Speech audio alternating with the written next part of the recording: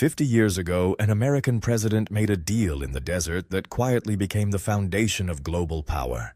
No treaty, no public announcement, no vote in Congress.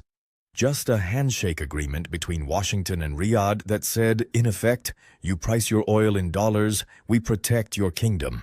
That arrangement, what historians now call the petrodollar system, became the invisible architecture beneath every stock market rally, every treasury bond auction, every dollar bill in your wallet. And right now, for the first time in half a century, that architecture is cracking. The war involving Iran is not just a military conflict. It is a stress test on a financial system that most people never knew existed. And to understand what is actually at stake, you have to go back to the moment the whole thing was invented. It was 1973. The Arab oil embargo had just shattered the post-war economic order. Inflation was ripping through Western economies. Nixon had already taken the dollar off gold 2 years earlier, and nobody was entirely sure what backed American currency anymore. The answer Washington came up with was elegant, ruthless, and completely hidden from public view. Oil. Oil would back the dollar. Not physically, but functionally. If every nation on Earth needed dollars to buy energy, then every nation on Earth would be forced to hold dollars, trade in dollars, settle debts in dollars. The dollar would become the world's indispensable currency, not because of gold in a vault, but because of crude oil in the ground. The Saudis agreed. In exchange, they got weapons, security guarantees, and the full military backing of the most powerful nation in history. It was, by any measure, one of the most consequential financial arrangements ever made. And for 50 years, it worked almost exactly as designed. Here is what that system actually meant in practice. When Japan wanted to buy oil from Saudi Arabia, it first had to acquire dollars. When Germany needed to import energy, it settled in dollars. When Brazil, India, South Korea, any major economy, ran their energy supply chains, they ran them through the dollar. This created a permanent, structural global demand for American currency that had nothing to do with whether people trusted America's fiscal policy or liked its interest rates. They needed dollars the way they needed oxygen. That demand allowed Washington to run deficits that would have bankrupted any other country. It allowed the Federal Reserve to print money with consequences that were absorbed globally, not just domestically. It was, in the bluntest terms, an extraordinary privilege, and the Middle East was the geographic keystone holding it all together. Now look at the map today. Iran sits at the center of a region that has been destabilizing in slow motion for years, and the current conflict is accelerating a realignment that was already quietly underway. Iran has been systematically excluded from the dollar system for decades through sanctions. That exclusion did something the architects of the petrodollar probably did not fully anticipate. It forced Iran to build workarounds, barter arrangements, local currency swaps, trade networks that deliberately bypassed SWIFT, the dollar-denominated messaging system that connects global banks. Iran became, almost by necessity, a laboratory for de-dollarization, and it found willing partners. China, which has its own reasons to reduce dollar dependency, has been buying Iranian oil in yuan for years. Russia, similarly sanctioned and similarly motivated, began pricing energy exports in rubles and in currencies agreed bilaterally with trading partners. The architecture of an alternative system was being assembled piece by piece, quietly, in the margins of the official financial order. The Iran conflict is not creating this dynamic. It is accelerating it. Consider what happens to oil prices during a major Middle Eastern war. They spike. They spike because markets fear supply disruption.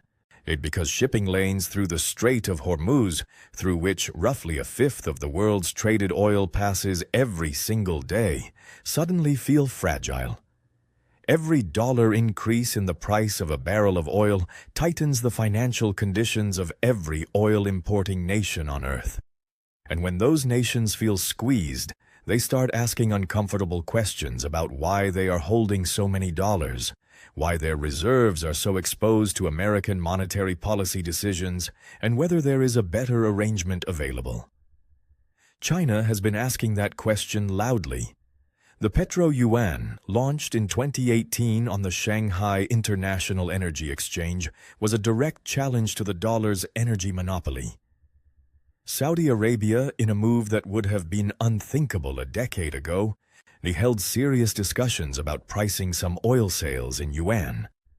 The Gulf states, long the most loyal pillars of the petrodollar architecture, have been diversifying their financial relationships with a speed that reflects genuine strategic recalculation, not just hedging.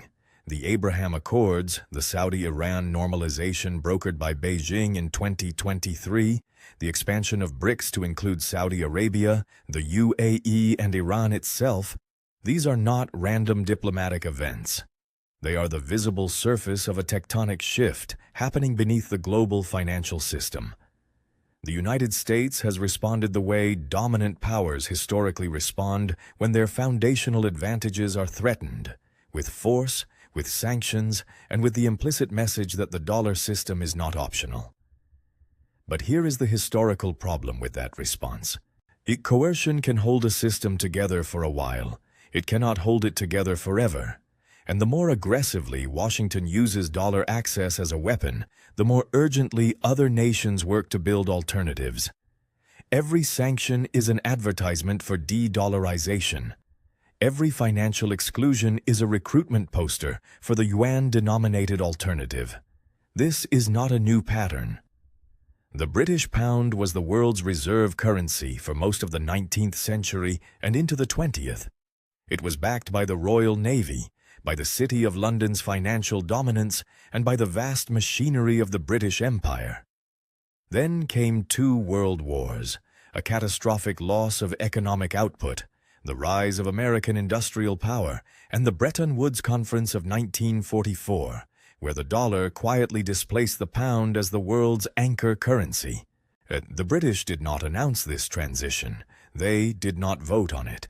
It simply happened because the underlying balance of economic and military power had shifted, and the financial system eventually caught up with reality.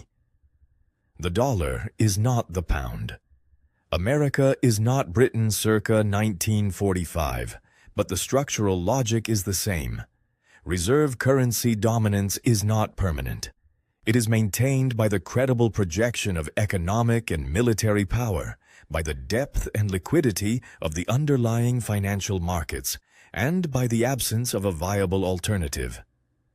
2 of those 3 conditions are under more pressure today than at any point since 1944. What does this mean for ordinary people?